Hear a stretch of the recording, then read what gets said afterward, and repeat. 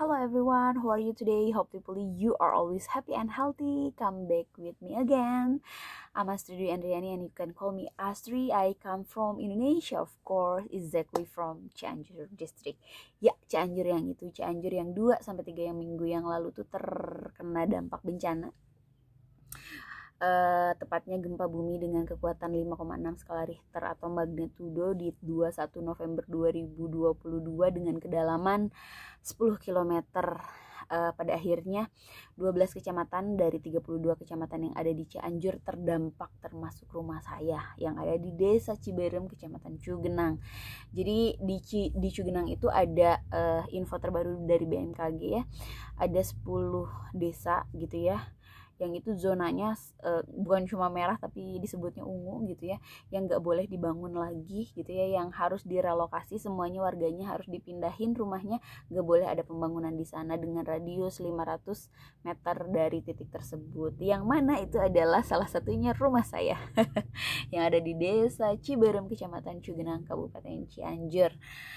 Tapi aku di video kali ini nggak akan berbagi kesedihan karena media massa konvensional kayak televisi gitu ya, atau media massa digital kayak Instagram sudah cukup banyak gitu ya menjejali gitu ya informasi-informasi yang sedih, haru biru, karena apa ya, of course ada news value-nya di situ gitu ya. Ada apa ya, ada nilai beritanya, salah satunya adalah magnitude gitu ya, nilai berita yang memiliki pengaruh terhadap hajat hidup orang banyak gitu ya. Yang pada akhirnya jadi menarik. Bad news is good news bagi sebagian orang. Tapi sekali lagi aku nggak bakalan cerita soal kesedihan. Teman-teman udah tahu gimana keadaannya Cianjur, gimana porak-porandanya, sedihnya, dan apa ya, dan butuh dibantunya Cianjur udah tahu dari berbagai macam media. Tapi di video kali ini aku bakalan ngebahas soal trauma healing. Karena kita tahu ya, mental kita itu sama berharganya, sama kayak fisik kita, sama harus dipulihkannya, sebagaimana fisik kita juga butuh dipulihkan gitu ya. Pada saat Cianjur terdampak bencana, Masya Allah, warga Indonesia tuh ini keren ya, gotong royong gitu ya untuk bisa memenuhi kebutuhan dasar sandang pangan papan, ngasih makanan, ngasih baju layak pakai, ngasih tenda layak pakai untuk memenuhi kebutuhan fisik. Tapi jangan lupa gitu ya, mentalnya pun harus di recovery, harus dipulihkan gitu. Makanya beberapa waktu yang lalu pada saat kejadian gitu ya, kami dari Next Generation Indonesia, Universitas Putra Indonesia Cianjur, dan Cianjur Creative Network mengadakan kegiatan layanan dukungan psikososial atau bahasa kerennya trauma healing. Karena tentu saja ya banyak yang trauma gitu ya, yang harus dipulihkan atau dikuatkan secara mental gitu ya, khususnya buat anak-anak. Jadi dari sejak terjadi bencana itu kita sudah mendatangi lebih dari 12 titik gitu ya. Salah satu yang saya datengin adalah Desa Mangunkerta, Kampung Mangun, Desa Mangunkerta, Kecamatan Cugenang, yang di situ teman-teman bisa lihat sendiri di televisi gitu ya. Itu banyak bangunan yang rata sama tanah. Tapi kerennya anak-anak di sana masih semangat, betapa mereka antusias dengan mata berbinar ngelihat kita gitu, pengen main gitu ya. Padahal apa yang kita lakuin di sana tuh simple banget trauma healingnya, ngegambar, bernyanyi, main games, ngasih hadiah gitu ya, something like that gitu. Tapi ya gitu ya, karena kan profesi aku misalkan ya sebagai dosen kan kerjaannya yang ngajar gitu. Nah kalau anak-anak profesinya sebagai anak-anak ya tugasnya bermain, betapa mereka tuh haus bermain gitu ya. Tapi ada yang menghenyakan diri saya gitu ya pada saat saya datang ke kampus, terus ketemu sama tendik gitu ya, teman-teman tendik tenaga kependidikan, namanya Bu Neni salah satunya. Terus Bu Neni bilang kayak gini, Bu Asri, bukan cuma anak kecil aja yang butuh trauma healing, orang dewasanya juga butuh gitu ya, of course gitu ya. Karena kan ya bagaimanapun kita adalah makhluk yang punya emosi, yang sudah dianugerahkan sama Allah emosi gitu ya. Ya tentu saja berdampak secara mental, tapi mungkin cuma tidak seekspresif anak kecil gitu ya, yang pada akhirnya nempel terus ke mamahnya karena takut akan gempa gitu. Nah mungkin orang dewasa karena menjalani peran-peran yang dilaluinya gitu ya, harus kelihatan kuat, pada akhirnya nggak ngeliatin. Tapi kebanyakan orang gitu ya, kata si teman saya itu, kata Bunen itu banyak yang ngelamun gitu, dan itu wajar ya. Di video kali ini aku bakalan ngebahas bagaimana caranya, tips dan triknya untuk bisa memulihkan diri sendiri, atau bahasa kerennya self healing. Penasaran nggak? Penasaran nggak? Mudah-mudahan penasaran ya, sehingga bisa terus lanjut nonton video ini sampai habis. Jadi teman-teman, self healing itu, jadi aku kan kemarin ngerjain disertasi dokter ceritanya ya, di bidang ilmu komunikasi, tepatnya komunikasi kesehatan, lebih tepatnya lagi komunikasi terapeutik, lebih tepatnya lagi mengkaji soal self healing gitu ya, di disertasi kemarin di penelitian S3. Jadi self healing itu adalah upaya untuk menyembuhkan diri sendiri gitu ya, dengan cara mengeluarkan emosi-emosi negatif, vibrasi-vibrasi negatif, sampah emosi yang ada di dalam diri gitu ya, sehingga kitanya lebih rileks dan tenang gitu ya. Karena apa teman-teman? Karena capaiannya nanti, goalnya tentu saja ya rasa bahagia, happiness gitu ya. Karena kenapa kita harus bahagia? Karena ketika kita bahagia gitu ya, ada hormon kebahagiaan yang keluar gitu ya, namanya endorfin. Si hormon endorfin ini akan memancing sistem imunitas tubuh gitu ya, sehingga kalau sistem imunitas tubuhnya keluar, kitanya lebih sehat gitu. Karena sekarang tuh banyak banget masalah-masalah psikosomatis. Psiko tuh jiwa, soma tuh badan. Jadi banyak banget penyakit badan yang diakibatkan karena terganggunya jiwa. Contoh, aku punya mamaku ada di bawah ini di lantai 2. Mamaku kan punya mah kronis gitu ya, jadi ketika mahnya tuh kambuh gitu ya, aku nggak pernah nanya mama salah makan apa, nggak pernah nanya, kan umumnya gitu ya karena berhubungan sama lambung. Tapi yang aku selalu nanya tuh adalah, mama mikirin apa, mama stres apa gitu ya. Karena apa? Karena stres itu teman-teman ya, ketika seseorang yang punya penyakit mah kronis itu stres, mancing asam lambungnya jadi naik. Ketika asam lambungnya naik gitu ya, ya udah gitu ya, mahnya kambuh gitu ya. Begitupun dengan orang-orang yang punya penyakit kardiovaskular kayak pembuluh darah gitu ya, jantung gitu ya, mereka tuh nggak boleh terlalu senang atau terlalu sedih, karena kalau misalkan terlalu sedih atau terlalu marah akan terjadi penyempitan pada pembuluh darahnya ya, pada akhirnya serangan jantung gitu. Makanya orang-orang dengan penyakit kardiovaskular tuh nggak boleh marah-marah banget gitu ya, karena bahaya bagi kesehatannya. Nah gitu ya, itu yang ingin dijelaskan gitu ya, bahwa gitu ya, kondisi psikis kita itu, jiwa kita itu, mental kita itu sangat berhubungan erat dengan kondisi fisik kita gitu ya. Jadi mudah-mudahan Cianjur tuh kan mau bangkit nih, Cianjur tuh pasti kuat, bisa recovery. Jepang aja setelah Hiroshima Nagasaki luluh lantah 3 tahun bisa berdiri tegak lagi. Tanjir Cianjur Tanjir tuh ini ya, Tanjir tuh berdiri tegak lagi gitu. Itu yang jadi nama gerakan kita untuk layanan layanan dukungan psikososial untuk anak-anak yang ada di Cianjur yang terkena dampak. Jadi teman-teman gitu ya, sebelum kita move up gitu ya, move on gitu ya, kita harus perbaiki mental kita dulu. Dengan cara apa? Dengan cara self healing. Aku mau berbagi dulu sedikit nih ya. Jadi berdasarkan ilmunya TCM itu Traditional Chinese Medicine, ilmu apa ya, pengobatan khusus dari Cina gitu ya. Kan sinsenya atau dokternya tuh suka ini, tusuk jarum ya, ada tusuk di sini, tusuk di sini, tusuk di sini. Terus ada juga pernah lihat nggak, kungfu totok gitu ya, tiba-tiba orang bisa diem, kok bisa gitu sih? Ilmiah nggak sih? Ya itu ilmiah teman-teman. Karena kalau karena kata guru aku ya, namanya Dr. Hansen dari Hanara Wellbeing Center, kalau kedokteran konvensional itu sementara ini baru mengenal 8 sistem dalam tubuh. Ada sistem rangka, sistem saraf, sistem pencernaan, sistem pernafasan, dan lain sebagainya.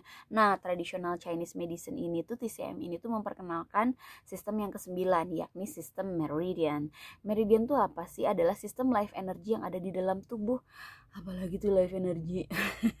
Life energy itu adalah energi hidup yang ada di dalam tubuh kita. Contoh, misalkan ketika kita makan dan minum, otomatis kita berenergi dong gitu. Ketika kita 3 hari aja nggak minum, atau jangan 3 hari deh, seharian puasa aja, kan tubuh tuh lemes ya, aku nggak berenergi. Nah, energi itu kan ada gitu ya, tapi nggak kelihatan gitu.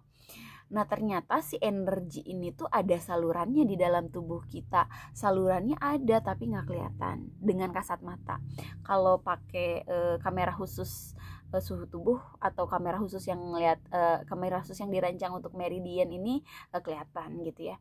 Nah, jadi di dalam tubuh kita itu ada saluran meridian, teman-teman, saluran pengantar life energy dalam tubuh.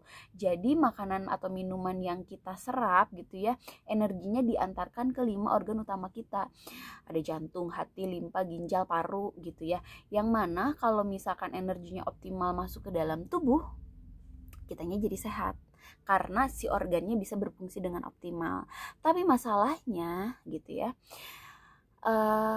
adalah nggak semua organ bisa menerima energi dari asupan nutrisi yang kita makan atau minum gitu, atau yang kita serap dari alam gitu ya, lewat meditasi atau olah nafas gitu ya. Karena apa? Karena salurannya tuh mampet.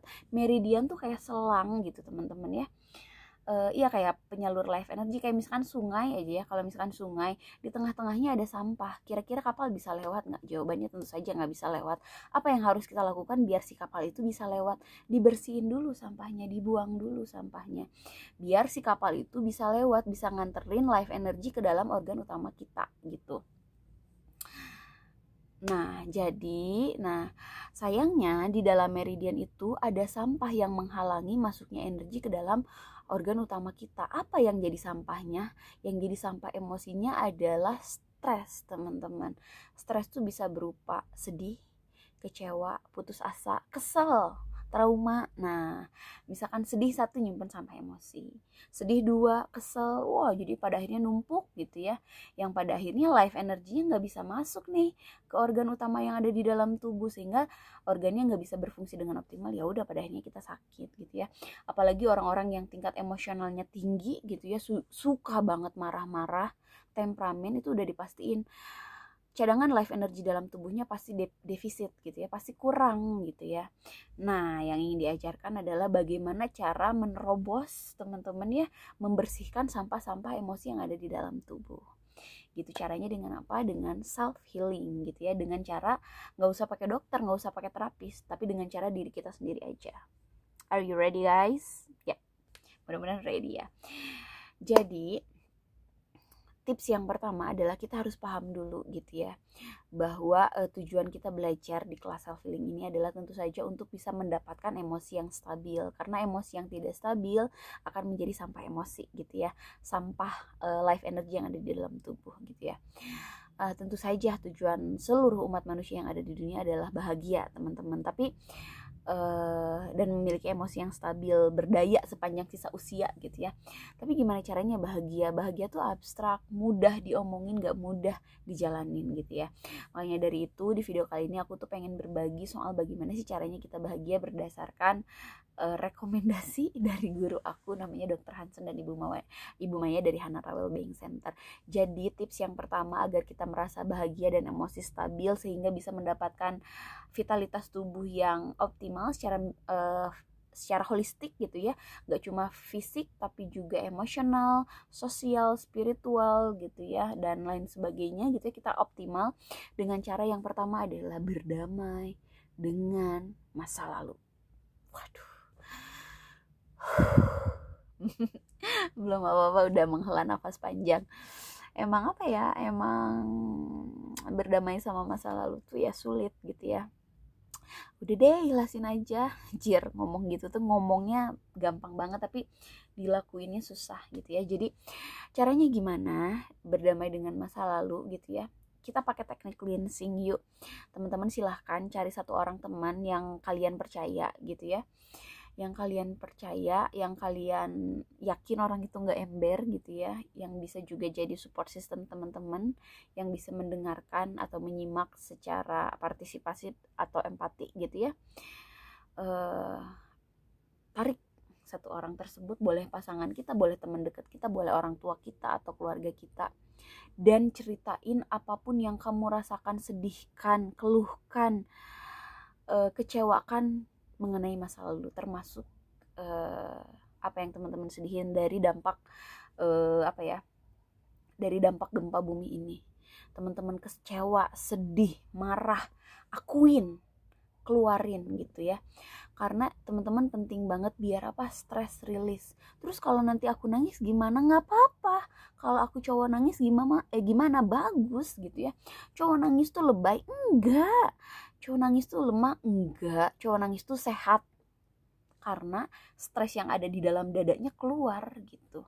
Sampah masa mau miara sampah sih, keluarin gitu dengan cara apa, diekspresikan gitu ya. Mau teriak gitu, tapi tentu saja dengan positif ya. Mau teriak gitu ya, mau nulis gitu ya, mau cerita, mau nangis, keluarin aja biar plong gitu teman-teman. Bahkan ya, for your information, di Jepang itu ya, kita tahulah Jepang itu ya negara maju di Asia, salah satu negara maju di Asia, tapi dengan tingkat bunuh diri dan stres kerja yang tinggi. Nah, orang-orang dewasa di sana tuh aktif banget, rajin banget, ketemu sebulan sekali dari berbagai provinsi di satu titik. Buat apa?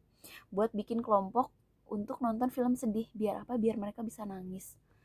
Sesusah itu nangis teman-teman, karena ya aku ngerti sih kalau kalau di komunikasi itu ada ini namanya teori dramaturgi, di mana kita tuh harus berperan gitu ya, seideal mungkin peran yang kita perankan gitu ya, padahal itu bukan jati diri kita sebenarnya gitu ya. Pada akhirnya kita banyak banget menyimpan emosi-emosi atau kepribadian kita yang sebenarnya demi memerankan peran yang kita lakonin gitu ya. Kayak dunia ini layaknya panggung sandiwara gitu, dunia ini panggung sandiwara ya, something like that lah ya. Pada akhirnya susah. Nah, orang Jepang itu pada akhirnya kan nonton film sedih nangis dan cerita gitu, dan akhirnya stress release, buang sampai emosinya. Nah, jadi teman-teman bisa pakai teknik cleansing gitu ya, dengan cara boleh cerita ke orang, boleh cerita ke Tuhan, ke Allah, sambil nangis, sambil bersujud, atau nulis di buku diary. Yang penting di-declare gitu ya kesedihannya, dikeluarin, diungkapin. Itu tips yang pertama, berdamai sama masa lalu. Masa lalu. Kocak banget ya aku. Ya biar happy lah, biar gak sedih lah. Terus tips yang kedua adalah berhenti mencemaskan masa depan. Ya, I can feel what you feel teman-teman. Aku sangat paham sekali kekhawatiran teman-teman akan masa depan. Nanti sekolah gimana, kerjaan gimana, rumah gimana. Ya, sama kayak tips yang pertama gitu ya. Kalau teman-teman bisa berdamai dengan masa lalu, kenapa enggak teman-teman berhenti mencemaskan masa depan? Dengan cara apa? Ceritain aja biar plong. Setelah itu mikirin bahwa masa depan adanya di mana? Di depan. Yang kita miliki hanyalah masa kini. Jadi jangan tarik masa depan ke masa kini, jangan dipikirin. Kalau salah satu lagu yang terkenal mah gini katanya, pernah dengar gak sih? Que sera, sera, whatever will be, will be. Que sera, sera, whatever will be, will be. Yang akan terjadi ya terjadilah. Masa depan mah kumangke. Ya gimana nanti, karena kan masa depan miliknya masa depan. Maksudnya jangan sampai diresahkan masa kini sehingga bisa menjadi gangguan psikosomatis, sehingga bisa bikin kita sakit. Yang kita miliki kan hanya masa kini, masa depan belum terjadi, masa lalu udah nggak ada. Yang kita miliki hanyalah masa kini. Ya udah, enjoy every moment. Itu adalah tips yang ketiga. Jadi menikmati masa kini. Makanya dalam bahasa Inggris masa kini tuh kalau di grammar disebutnya tuh present ya, present tense, present gitu ya. Saat ini. Present juga diartikan sebagai hadiah. Sama Allah tuh, sama Tuhan yang Maha Esa itu teh dikasih present, dikasih hadiah, masa nggak senang gitu. Kita harus bersyukur gitu. Karena dengan kita bersyukur, kita seolah-olah membuka mangkuk penampung rahmat yang lebih besar, biar kita dikasih nikmat yang lebih banyak lagi gitu ya. Itu teman-teman. Nah, caranya dengan cara apa menikmati masa kini? Ya, ada salah satu tipsnya nih, namanya mindfulness. Mind tuh apa ya, pikiran. Fullness. Jadi kita tuh harus memberikan perhatian penuh pada aktivitas yang lagi kita jalanin sekarang aja. Nggak boleh multitasking, nggak boleh pikiran kemana-mana, nggak boleh overthinking, nggak boleh ya kayak gitu ya teman-teman. Kadang kan, nah ini juga salah satu tips untuk bisa menghindari overthinking adalah dengan mindfulness. Jadi kalau misalkan kita lagi ada kegiatan satu aja, ya udah jalanin aja satu, berikan perhatian penuh pada aktivitas yang kita jalanin gitu. Contoh, ketika kita makan kan kadang kita makan sambil ngobrol, sambil nonton, terus sambil whatsappan, sambil youtuber. Nah itu tuh teman-teman Kalau kita melakukan berbagai macam aktivitas dalam satu waktu atau multitasking, si otak tuh bekerja lebih keras, maksudnya lebih keras daripada biasanya, berusaha lebih keras, dan dia akan lebih cepat capek dan akan lebih cepat stres. Jadi mindfulness ini lawannya multitasking, jadi jangan multitasking. Yang harus kita lakukan adalah apa? Kalau lagi ngedengerin radio, ya udah dengerin aja sambil tutup mata, nikmatin aja. Atau misalkan kalau kita lagi minum, maksudnya kasih perhatian penuh. Oh iya, si apa sih, si air tuh ada di leher saya, oh ada di dada saya, ada di apa, ada di perut saya, misalkan seperti itu ya. Atau lagi mandi, kan jarang kita merhatiin ya, ternyata sabun ini rasanya wangi ya, nikmatin gitu. Lagi sabunan misalkan ya, lagi makan, walaupun gak harus slow motion gitu ya. Atau misalkan ketika teman-teman bangun tidur, ketika buka mata, jangan langsung lihat handphone, tapi rasain dulu teksturnya, nyebutin makasih gitu ya ke badan kita. Makasih ya sudah membersamai aku sampai sejauh ini, makasih ke kasur, kayak orang bilang apa-apa makasih aja, makasih gitu ya udah nemenin aku, rasain teksturnya gitu. Nah itu tuh bakalan ngebantu kita buat mindfulness gitu ya, buat lebih bahagia, lebih nggak ingat masa lalu, lebih nggak mengkhawatirkan masa depan, cuma menikmati masa kini. Karena cuma hari ini, detik ini, bukan hari ini sih, detik ini yang kita punya gitu teman-teman. Dan tips lainnya teman-teman untuk self healing adalah, yang direkomendasikan adalah olah nafas yang diajarin sama Reza Gunawan almarhum ya, salah satu penggiat gitu ya, atau tokoh gitu ya, CAM, Complementary Alternative Medicine, khususnya self healing yang ada di Indonesia. Jadi teman-teman, caranya adalah dengan olah nafas. Silahkan teman-teman duduk di kursi yang nyaman, ininya tegak ya, punggungnya tuh lurus tapi nggak tegang, tapi nggak nyender, nggak boleh nyender. Kemudian kakinya menempel di lantai, tapi usahakan jangan nempel langsung di keramik teman-teman, karena keramik tuh bisa nyerap energi gitu ya, karena dingin kan. Dilapisin aja kakinya sama kaos kaki atau sama karpet atau sama sendal gitu ya. Kemudian tangannya ditaruh di atas paha, jarak antara kedua lutut adalah segini ya, dua kepalan tangan. Kemudian lidah tempelin di langit-langit mulut, seperti ini. Tutup mata dan nafas melalui hidung, karena si lidah ditempelin di mulut ini tuh memancing energinya untuk bisa berputar, sehingga kita bisa menyerap energi dari alam, gak cuma dari makanan dan minuman, tapi dari alam. Jadi kita lebih bisa rileks dan menyerap energi. Kalau misalkan energi dalam tubuh kita udah optimal, bukan cuma fisik gitu yang terbantu, tapi juga mental, perasaan kita, emosi kita lebih stabil gitu teman-teman ya. Tarik nafas yang panjang. Oh iya, aku mau share nih ya, teman-teman boleh duduk gitu ya, boleh sambil tiduran gitu. Di video aku yang satu lagi, search aja, di situ ada panduan mindfulness. Jadi kayak kayak afirmasi positif yang teman-teman bisa dengerin sambil berlatih olah nafas. Dan bayangin ketika kita ngeluarin nafas, kita mengarahkan nafas kita tersebut ke 3 jari di bawah pusar gitu ya. Kalau misalkan teman-teman kita perempuan yang lagi ada halangan bulanan atau menstruasi gitu ya, arahinnya ke ulu hati nih, di dada gitu ya, arahinnya ke dada seperti itu. Nah teman-teman biasanya 2 atau 3 kali tarikan nafas, kitanya lebih bakalan ngerasa lebih rileks, lebih tenang. Tapi kalau misalkan lebih gitu ya, kalau teman-teman udah ngedapetin feel-nya, kadang sampai setengah jam, saya kadang ada sampai sejam gitu. Nah, nanti rasain sendiri deh, bakalan ada sensasi energi yang kita rasain, karena kita bisa nyerap energi di dalam alam. Kadang aku ngerasa badan aku ngembung sendiri gitu teman-teman ya, ngembung sendiri kayak ngelayang, terus kadang tangan gerak sendiri gitu. Itu seru banget sih. Atau enggak punggung rasanya panas, itu tuh artinya energi yang kita serap tuh udah masuk ke dalam tubuh kita. Dan sebenarnya sensasi setiap orang beda-beda gitu ya, ada yang nggak ngerasain sensasi aneh-aneh sama sekali, ada, tapi nggak apa-apa gitu ya. Setidaknya kalaupun nggak ngerasain sensasi itu, setidaknya kita ngerasa lebih tenang atau relax gitu teman-teman. Jadi nggak perlu staycation di hotel yang mahal buat healing dimanapun, asalkan misalkan kitanya relax, tenang, berserah dan mengakui perasaan-perasaan kita, insya Allah bisa. Ya teman-teman, sekian aja, udah 25 menit. Cukup panjang juga ya. Mudah-mudahan gak bosen ketemu sama aku di YouTube channel aku, Asri Dwi Andriani.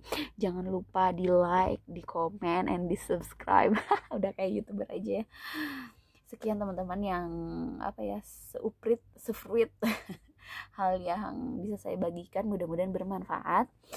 Saya doakan sepenuh hati semoga teman-teman yang terdampak di Kabupaten Cianjur bisa diberikan ketabahan sama Allah, keikhlasan gitu ya. Apa yang sudah hilang terganti gitu ya. Mudah-mudahan kita bisa saling bergenggaman tangan gitu ya, erat, berkolaborasi untuk bisa Cianjur pulih dan bangkit. Cianjur kuat. Tadi aku opening pakai salam gak sih? Pakai salam aja ya. Terima kasih banyak teman-teman, sehat dan bahagia selalu. Wabillahi taufiq wal hidayah. Wassalamualaikum warahmatullahi wabarakatuh. Dadah. Ini aku lagi ada di rumah mama aku. Beda ya backgroundnya. Bye.